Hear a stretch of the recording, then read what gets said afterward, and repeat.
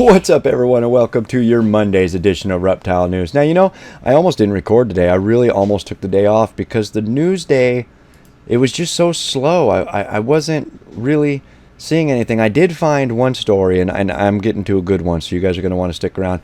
I did find one story where a box of snakes was left outside a vet's in Somerset. And this story aside, just a box of snakes that they say were dehydrated, but in reasonably good health, sorry.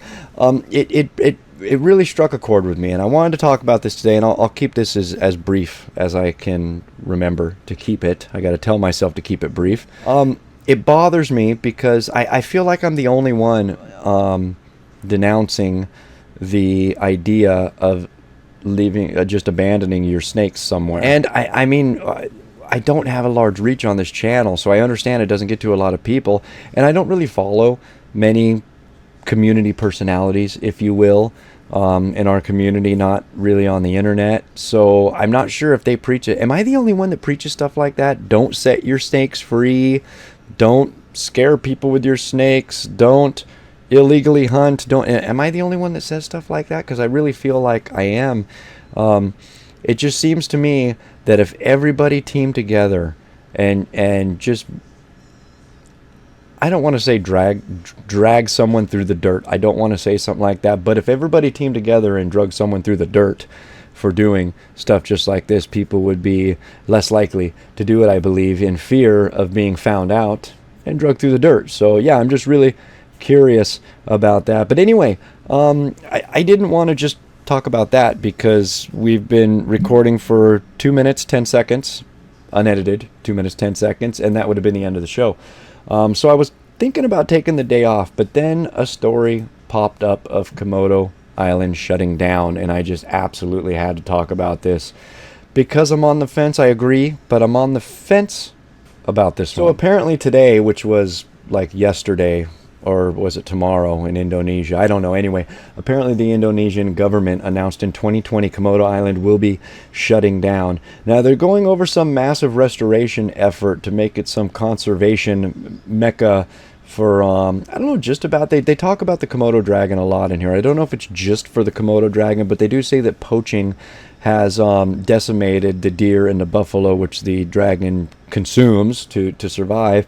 And not only that, that tourism has created some environmental concerns with garbage, trash, and whatnot. And they also mention that tourists like to provoke the dragons, and sometimes they're injured by the dragons, which is obviously not a good thing for the reputation of an island, I'd imagine. So the funny thing about this, and at first I saw this and I thought, wow, that kind of stinks. It's a place I've always wanted to visit, and it's a place I've never visited and probably won't get the opportunity to visit ever again. Now they're saying that the island is home to some 5,000 Komodo dragons, and they actually said, so they're planning at this point, tentatively, I guess, the island's going to close January 2020, and they're actually relocating the residents off the island. Now a lot of residents are against this, worried that it's going to hurt their livelihood, but the funny thing is it says that the island will close in January 2020 and remain closed for a minimum of 1 year, possibly 2, which kind of suggests it's going to reopen, and I don't know how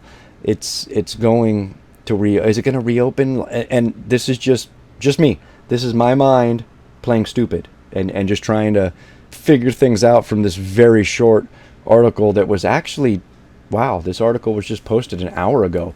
But I wonder if they're going to shut down and reopen as kind of a Jurassic Park-ish sort of thing, where the tourists are brought around in jeeps by rangers and whatever, or whatever, which I think would be an amazing thing. Now there's no doubt the importance of this area and the awesomeness of the, I mean, they're big lizards. How could you not? They're huge lizards. How can you not love them?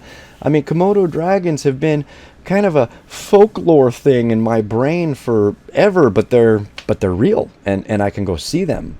Well, I could go see them. So I'm all for something like that. I would love the opportunity to still go see these. And they do mention in this article that you can still go see Komodo dragons on 2 of the other islands that they also live on within the Komodo Islands there. It's just Komodo National Park that they're shutting down. So that being said, it's going to be very interesting to see where they go from here. I'm definitely going to be following this story, and I will definitely be be talking about it when more information comes out. And that, my friends, has been all your news for this Monday. If you'd like to read any more about these stories, those links are right down below here in the description. And as always, if you're still watching, my name is Jason White, and now you know what's going on in the reptile world. Be good to each other, and we'll see you Wednesday.